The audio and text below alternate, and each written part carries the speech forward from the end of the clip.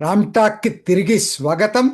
బెంగాల్ ఎన్నికలు ఇంకా 2 వారాల్లో ఉన్నాయి. మొదటి దఫా 2 వారాలకు జరుగుతాయి.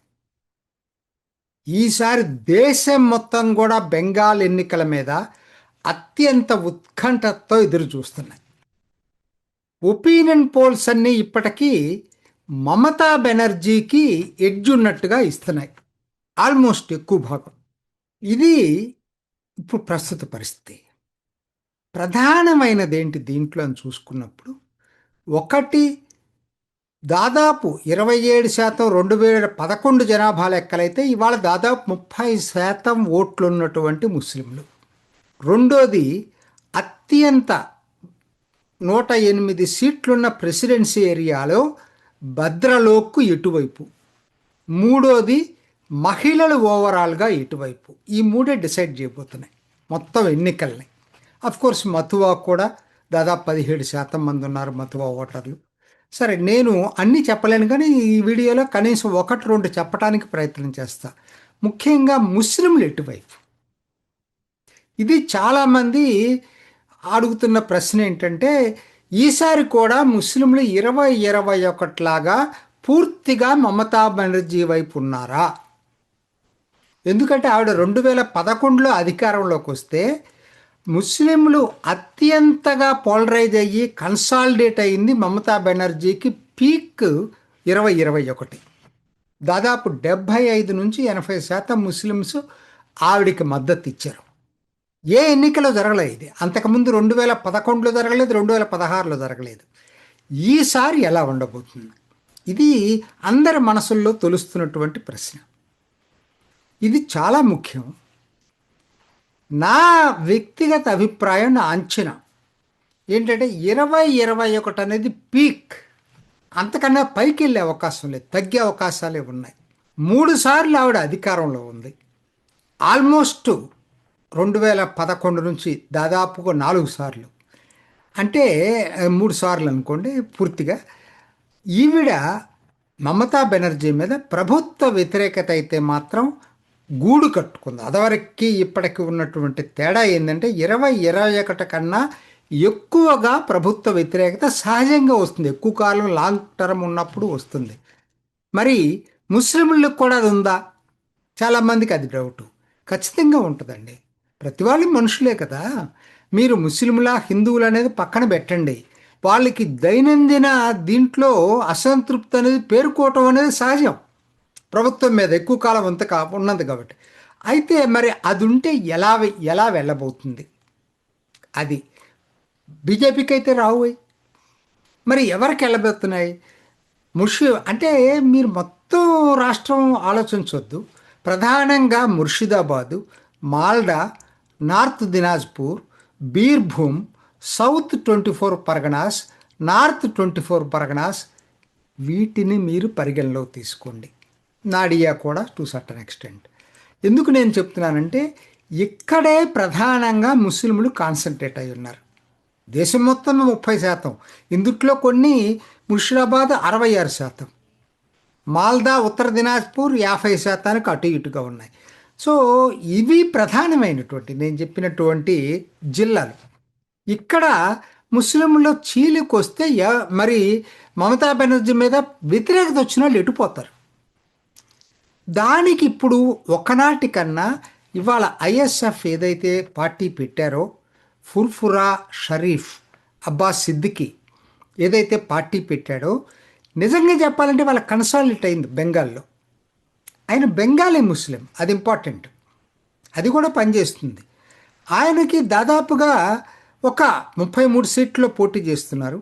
పోటీ చేసే సీట్లో గణనీయంగా ఓట్లు పడే అవకాశం ఉంది.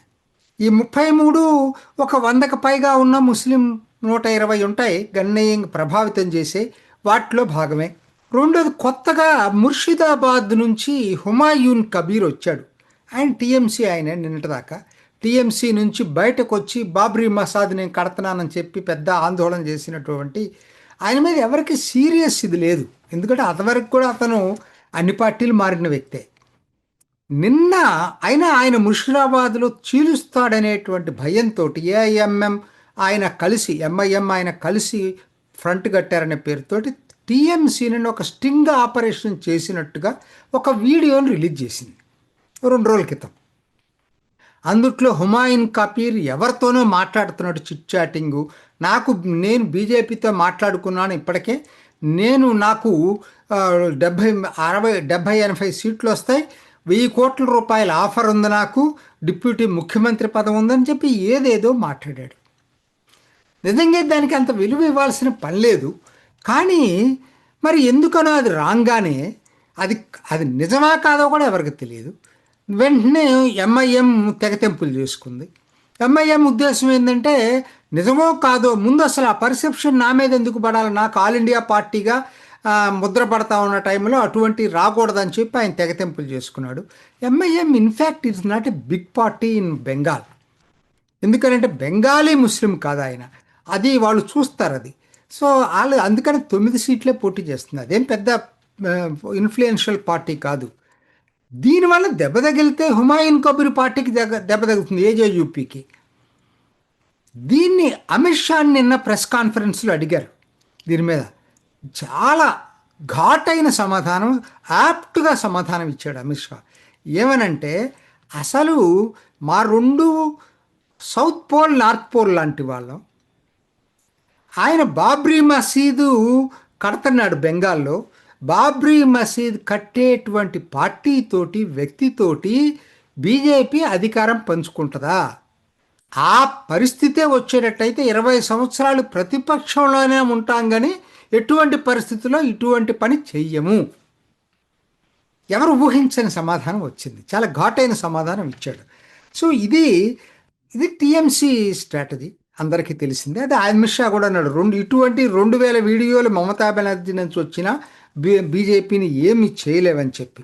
మొత్తం మీద నాకు అనిపిస్తుంది ఏంటంటే ముస్లిమ్స్లో చీలికైతే వస్తుంది, ఏ మేరకు చీలికొచ్చినా అది బీజేపీకి అడ్వాంటేజ్ అవుతుంది, మీరు మర్చిపోవద్దు అది.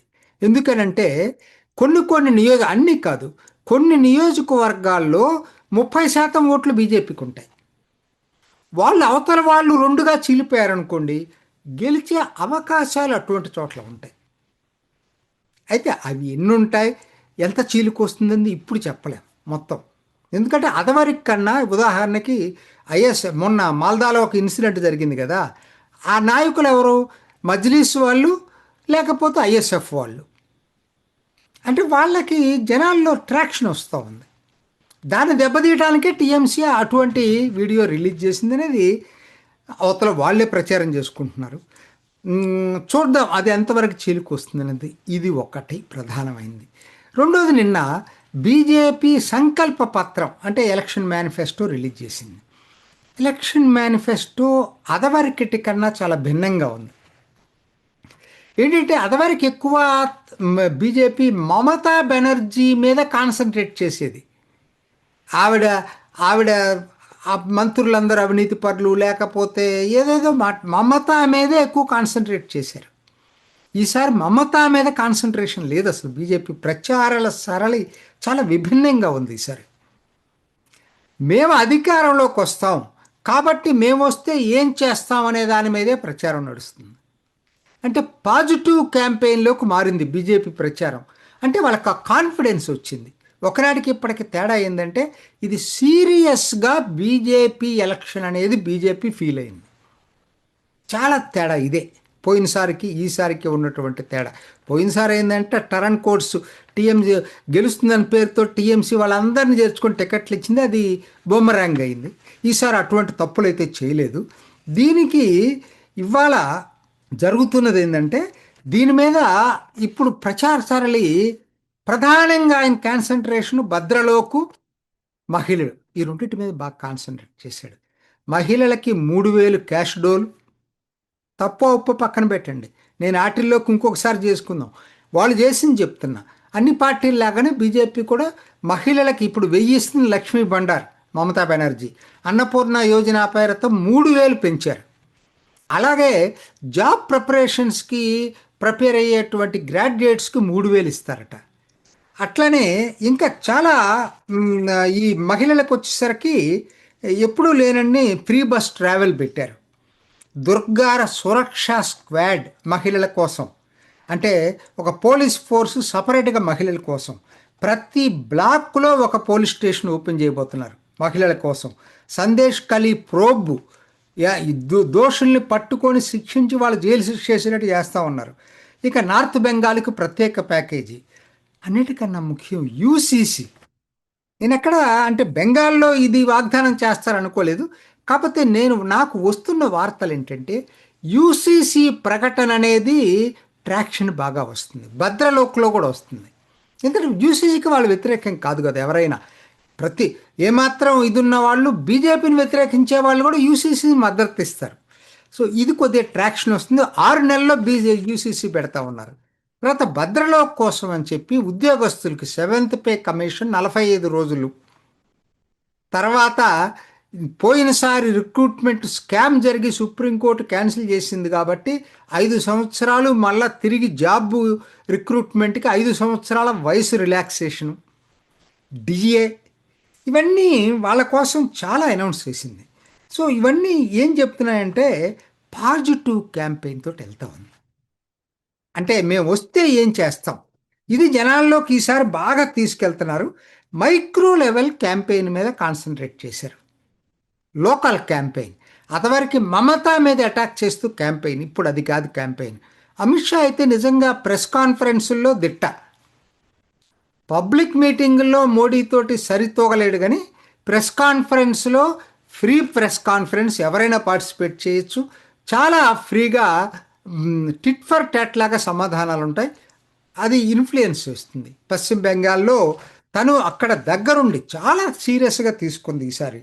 సో భద్రలో కూడా ఈసారిలో చాలా మార్పు వస్తుంది. ముఖ్యంగా 108 ప్రెసిడెన్సీ ఏరియాస్లో చాలా మార్పు కనపడుతుంది. 50% అవసరం లేదు, అక్కడ 45% వచ్చినా బీజేపీ గెలుస్తుంది. అది ఇవాళ ఆ స్ట్రాటజీ తీసుకున్నారు. మొత్తం మీద ఏంటంటే మహిళల్ని అట్రాక్ట్ చేయడం కోసం, భద్రలోకి అట్రాక్ట్ చేయడం కోసం అట్లానే వాళ్ళు బీజేపీ తీసుకుంటుంది.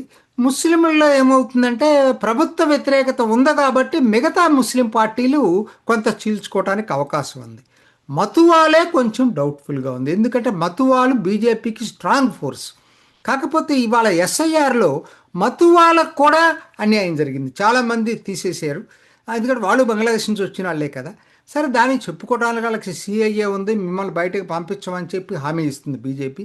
ఇది అందుకని ఈసారి ఎన్నిక బీజేపీ అధికారంలోకి రావటానికి, నిజంగా అధికారంలోకి రావటానికి జరిగే ఎన్నికలాగా విభిన్నంగా కనపడతా ఉంది. ఆ సూచనలు కూడా ఒపీనియన్ పోల్స్ చెప్పిన రోజుకి తర్వాతకి ఎంతో మార్పు కనపడతా ఉంది. నాకైతే బెంగాల్ని బీజేపీ కొట్టేటట్టుగా అనిపిస్తాం. చూద్దాం ఏం జరుగుతుందో. ఇది ఈనాటి రామ్ టాక్. ఇంకొక ఎపిసోడ్లో మళ్ళీ కలుసుకుందాం. నమస్తే. చూసారు కదండి, మరి ఈ వీడియో కనుక మీకు నచ్చినట్లయితే ఒక లైక్ కొట్టేసి మీ అభిప్రాయాన్ని కూడా కామెంట్ బాక్స్లో తెలియజేస్తూ ఇలాంటి ఇంట్రెస్టింగ్ అప్డేట్స్ కోసం మా ఛానల్ని సబ్స్క్రైబ్ చేసుకోండి.